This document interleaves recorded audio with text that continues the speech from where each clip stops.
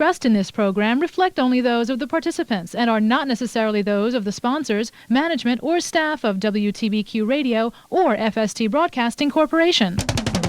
WTBQ. Hey, good morning, everybody. It's Taylor, and I'm here helping Samara Enders host the nonprofit Notebook for Greystone programs. And I know we have Samara on the line with Matt. And I'll let you introduce Matt for us. Good morning, Samara.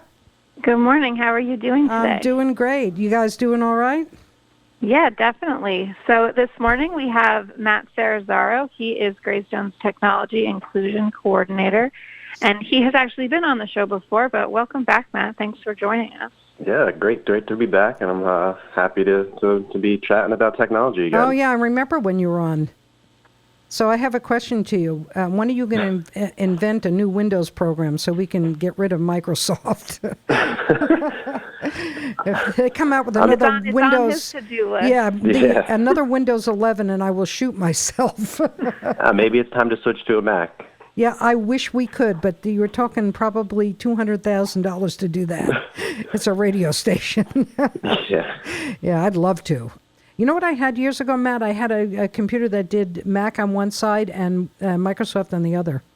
Oh, that's interesting. Yeah. Interesting. Yeah, that was before they, combined everything where you could have Microsoft products on Mac. Right. Yeah, so anyway, let's talk about Greystone programs. Sure. So at Greystone, we are based out of Hopewell Junction in New York, but we do have 17 different privately run homes throughout the Hudson Valley in Ulster, Dutchess, and Orange counties. And we support individuals living with autism and other intellectual and developmental disabilities.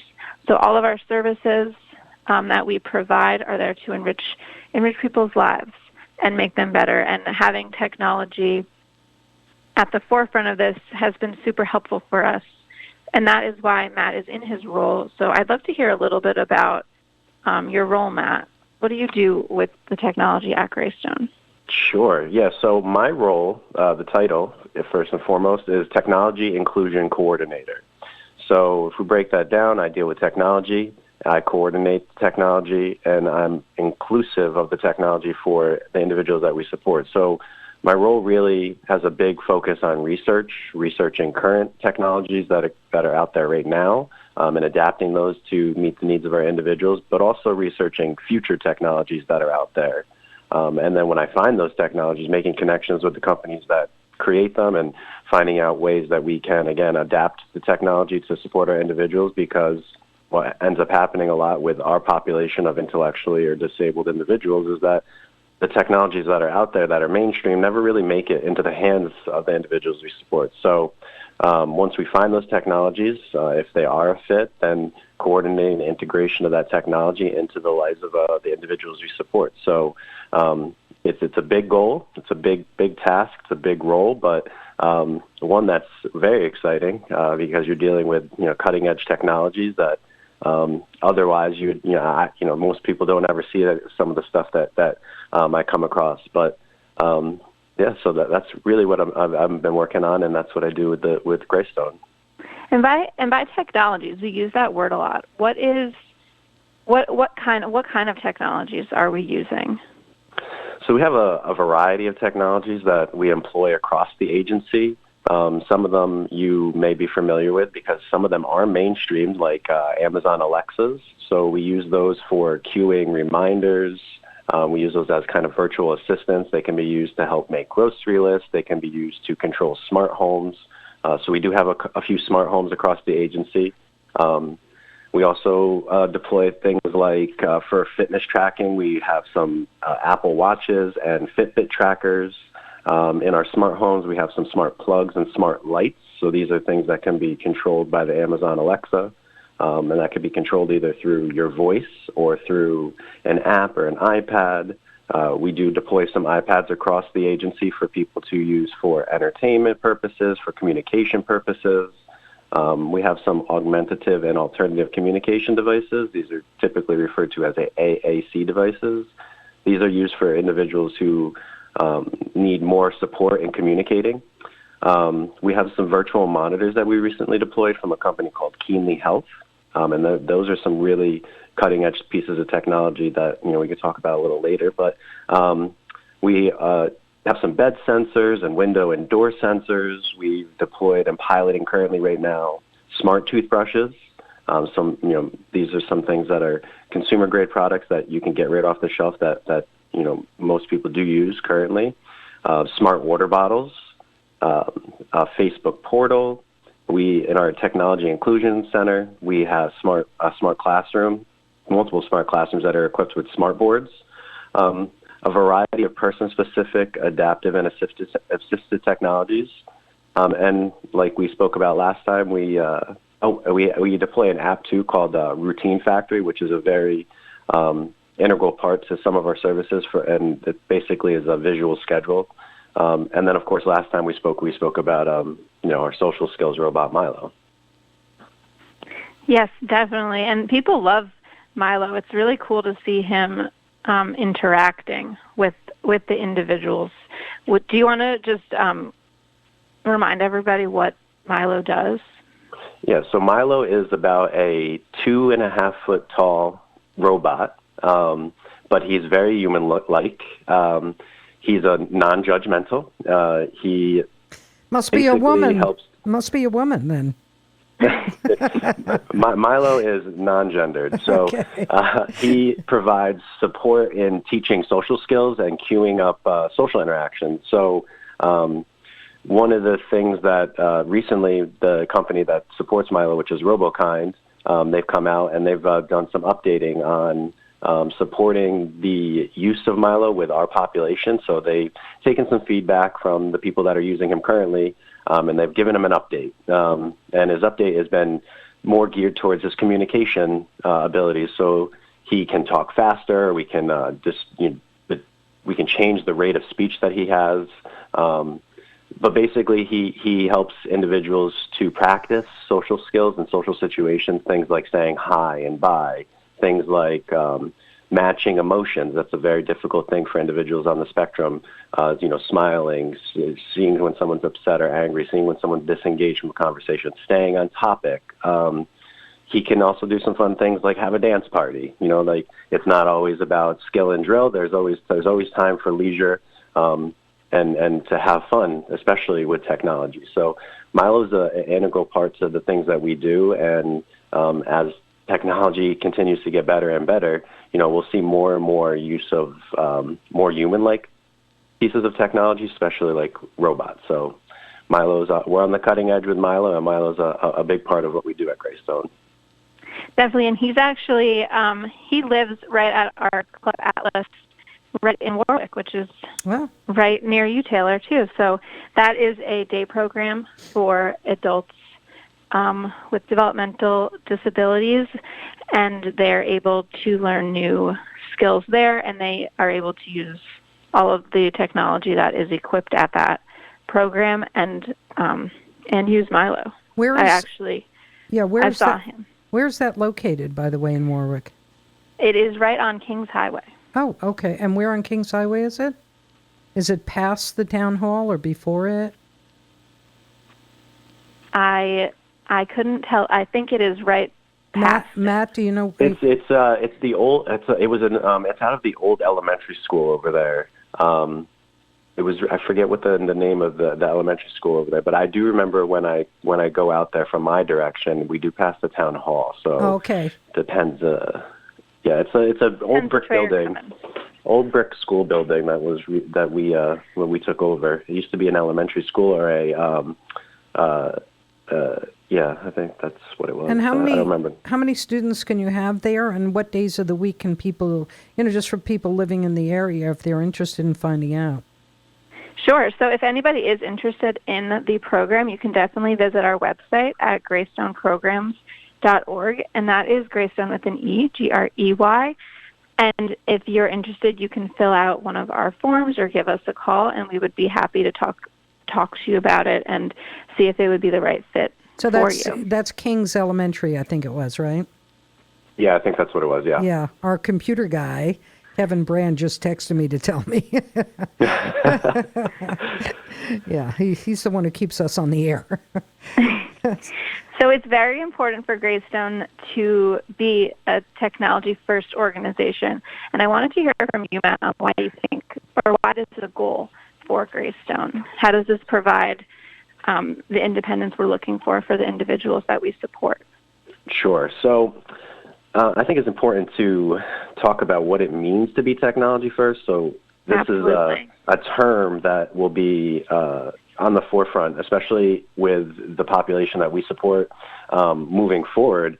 And Greystone has always been a person-first, person-centered organization. So when we talk about technology first, the term makes it imply that we're going to be giving up the person-centered or person-first approach and be moving to a technology-first approach. But that's not the case. These can run parallel with each other. But what technology first really means is that we're looking at embracing technology as the first source of support when addressing outcomes in service planning. That doesn't mean... I'm sorry to interrupt you, but we are running over the break time. I just want to go to a quick break, and we're going to come right back with Samara and Matt. Stay with us.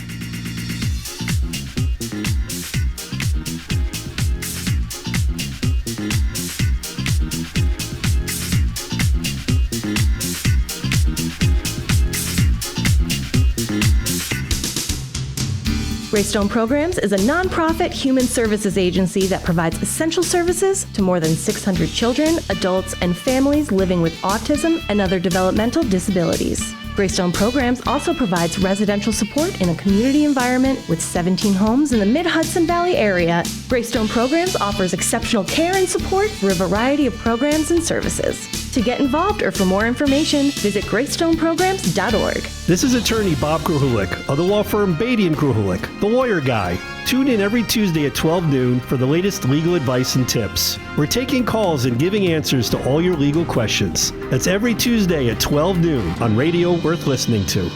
WTBQ. Well, that was fast, and we are back with Samara Enders and Matt from Greystone Programs. They're talking technology and robots. I know robots are starting to become, Frank complains all the time because they now have them in kiosks at Dunkin' Donuts. So, I mean, they're everywhere.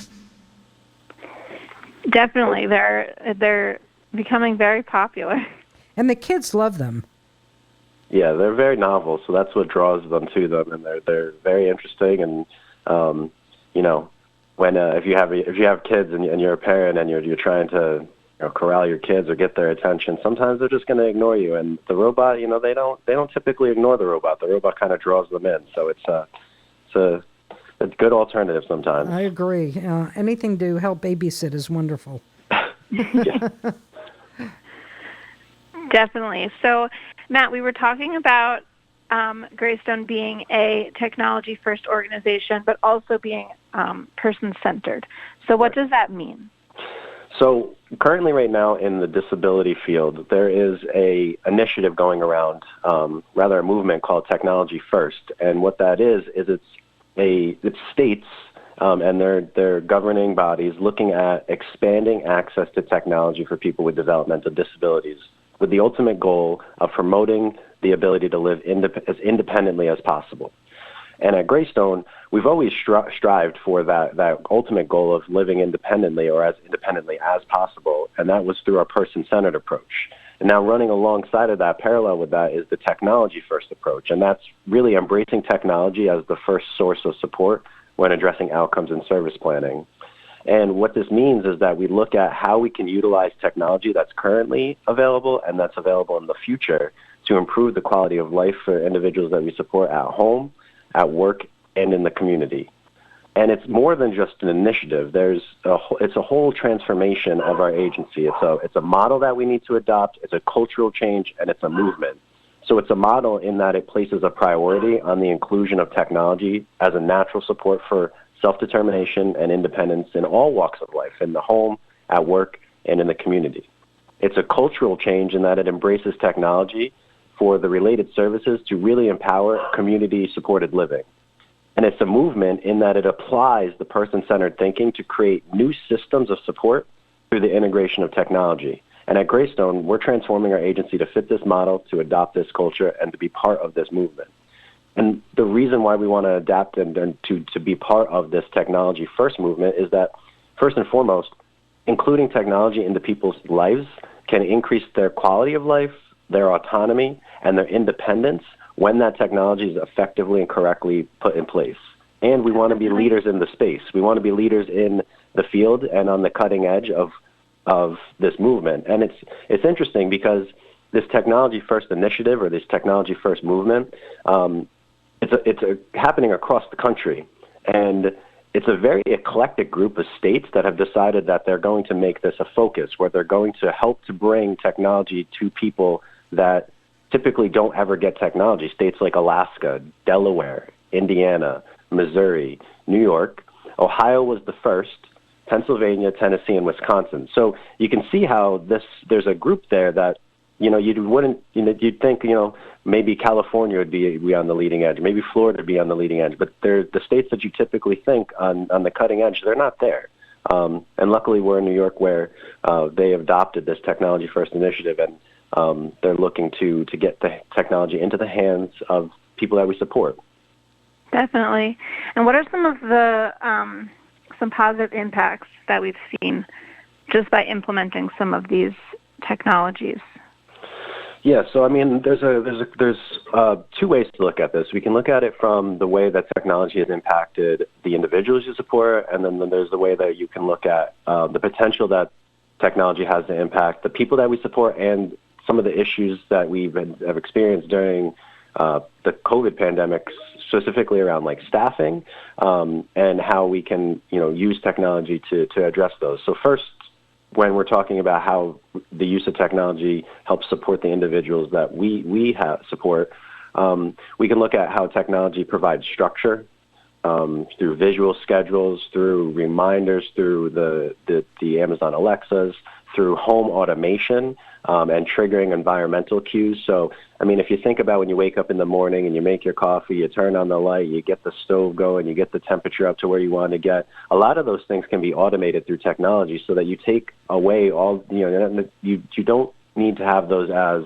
items that you need to check off. And things where you're moving through your environment can be automatically cued to support, you moving through that environment more freely. So you could technically wake up one morning and your coffee would be already made for you. Yeah, your coffee could be made. The temperature could be set to the right way. If you have a little fireplace that could be automatically turned on, you come down and then you can have the news. You could be tuned into the radio show, right in the morning. And technology can support all that for you. It also supports safety and health. So that's a big one that we've been looking at with, we've been piloting 2 programs with smart toothbrushes and smart watches. So we're looking to increase exercise through the use of smart watches, and we're also looking to increase oral hygiene through the use of smart toothbrushes. A big one for us is medication administration and adherence. So technology can affect and really help with that, especially with individuals who are moving towards being more independent with medication administration. A big one for us is providing a voice to the voiceless. So our technology can, through augmentative and alternative communication devices and iPads and Alexas, it can really help to provide people with the opportunity to communicate with people when they otherwise wouldn't have. It could also counteract risks.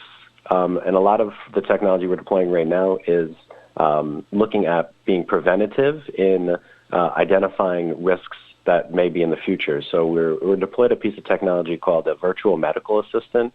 And what this does is it sends out a wideband radar 20 times a second, and it's looking at an individual's vital signs. And what's really intuitive about this device is that it's always collecting data.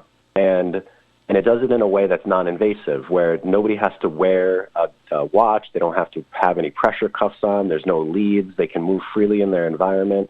And what this device does is it picks up heart rate. It picks up respiration rate. It picks up movement in the environment. And through machine learning and AI, you can use the data that's gathered to get some metrics on individuals about, their sleeping patterns. Are they getting good and restful sleep? Are they moving a lot during the night? Are they not moving a lot during the night? And this can identify things like pressure sores and ulcer risks. We can also use it to look at individuals who have seizures and say, can we be predictive of when these seizures are going to occur? And then also there's technology that we're looking to deploy in the future that can help with allowing people to live more independent or supported lives without the need for staff in the home. And then also there's technology that it's not all, there's technology that you can use to have fun and to provide connection and stay connected. And we've seen that throughout the pandemic, that there's technology that we've deployed to keep people and families connected when they're not able to be in person with their loved one. Absolutely, and that's so important. And having all of these technologies in place and using them to provide greater independence is our goal and our priority. We always want to make sure that any one of the individuals that we support, everyone has a person-centered goal. So we make sure that if one person needs something, somebody else might need something completely different. So we're able to monitor that and give them what they exactly need to move forward. So everybody might have a different type of technology that they need. Someone might really benefit from the smart toothbrush or really benefit from the smart water bottle. And then we've seen great results from the Fitbit's use too. Right. Yeah, and I mean, one of the things that's important is that the technology that we deploy, it starts with the individual, not with the technology. So technology is always matched to the individual, not the individual being matched to the technology. And a lot of times we have to make accommodations or adaptations to the technology that we do deploy, because for our individuals that we support, there's a lot of sensory issues. So you get a smart watch off the shelf and it has that neoprene type texture to it, and an individual might not like how that feels on their skin. So we have to become somewhat savvy and find a workaround to that. And we've done that at Greystone, where we find different bands that have a different texture to them, or we find a different way to attach the band or to have that band being worn as like a pendant or worn on the tongue of the shoe. So there's a variety of ways that you can deploy the technology that sometimes isn't the initial intended use, but it still helps us reach our end goal of including that technology for individuals to be more independent and improve their quality of life. Definitely. I just want to mention we have a little over a minute left. I just want to give you a heads up. Oh, thank you, Taylor. We got technology started taking us away. I know, I could listen for another hour. I love technology. Anything to do with technology, I love it. So we do have a great event coming up on May 7th, which is called Leap for Autism, and it is right at Skydive the Ranch in Gardner, New York. And the event is from 11 to 4 p.m. And what this is it's a skydiving event where people have been raising money in order to leap out of a plane to support individuals living with autism at Greystone programs. So if you're interested in stopping by the event, please do. You don't have to skydive if you don't want to. We do have a virtual option as well, but it's just great to always come and enjoy the festivities as well. We have a food truck. The grill wagon will be there, a local brewery. Obscure Obsolation will be there. We have a DJ. We have an exciting raffle that will be taking place. So if you're around that weekend, May 7th, in Gardner, New York, we would love to see you there. It's free to the public, so you're definitely able to stop by. But if you're interested in any of the programs that we offer or would like to check out some more information about Leap for Autism or Greystone programs, please visit our website, greystoneprograms.org. Okay, so listen, this was a great show, really informative, important, I think, to have Matt on periodically to make sure you get all this information out there. It also puts you heads above of many other programs that are offering things, because you've taken it a step further to be able to help anyone with disability or special needs, including autism. So it's Greystone Programs, and that's with an E.org, correct? Yes, greystoneprograms.org. That's Grey. Okay. Well, thank you so much, Matt, and thank you, Samara, for tuning in again. And we wish everyone out there, if you have information, just go ahead and give Greystone Programs a call or email them. They're happy to have any discussion with you about all this. And I'm sure Matt would give them information, too, about the technology if they're interested as well. Absolutely. Thank you for having me on, Taylor. All right. Thank you. Thanks, Samara. Have fun. Thank you. I'll talk to you soon. All right. All right. Bye. Thanks, everyone. And by the way, stay tuned because Stacey Orzel is going to be on with Natalia, and we're going to be on Bridges, baby. We'll be right back.